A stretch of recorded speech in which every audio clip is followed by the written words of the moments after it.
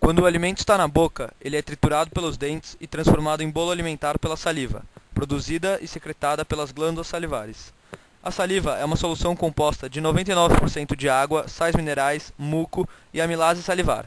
Esta é uma enzima digestiva que quebra o amido e polissacarídeos de alimentos. Os movimentos da língua deslocam a massa de alimento de um lado para o outro na cavidade bucal, promovendo sua mistura com a saliva e facilitando sua trituração pelos dentes. O bolo alimentar, então, é empurrado pela língua para o fundo da garganta e engolido. O processo de mastigar chama-se mastigação e o de engolir, deglutição. Em seguida, o bolo alimentar segue pela faringe e penetra no esôfago. No esôfago, o bolo alimentar é empurrado por contrações musculares rítmicas, denominadas ondas peristálticas. O peristaltismo é um mecanismo que nos permite engolir deitados ou mesmo de ponta-cabeça. A mastigação, a deglutição e o peristaltismo compõem 3 dos 4 processos da digestão mecânica. O quarto é o último processo realizado pelo sistema digestório, a defecação. O bolo alimentar do esôfago penetra o estômago. Nesse órgão, o suco gástrico é liberado para ajudar na digestão.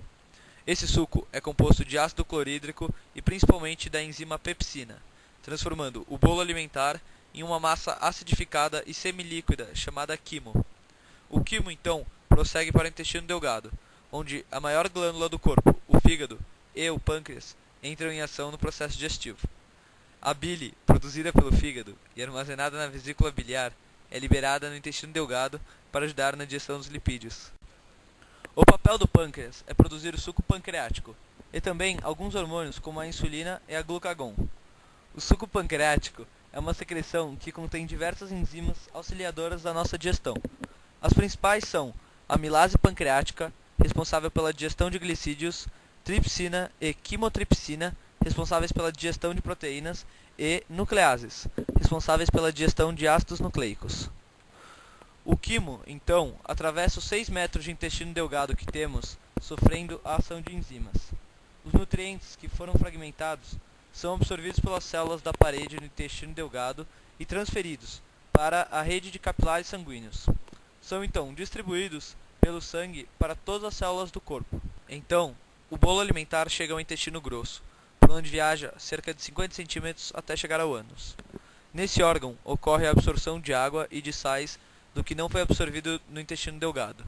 Isso torna os resíduos da digestão solidificados, constituindo as fezes.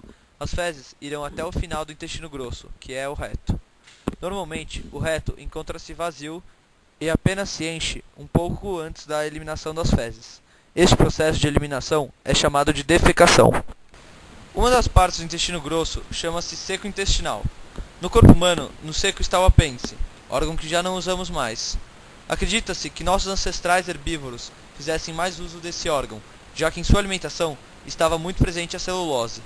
Esse polímero não é processado em nosso sistema digestivo, porém certos animais herbívoros o digerem, como por exemplo o coelho, que possui seco intestinal bem desenvolvido.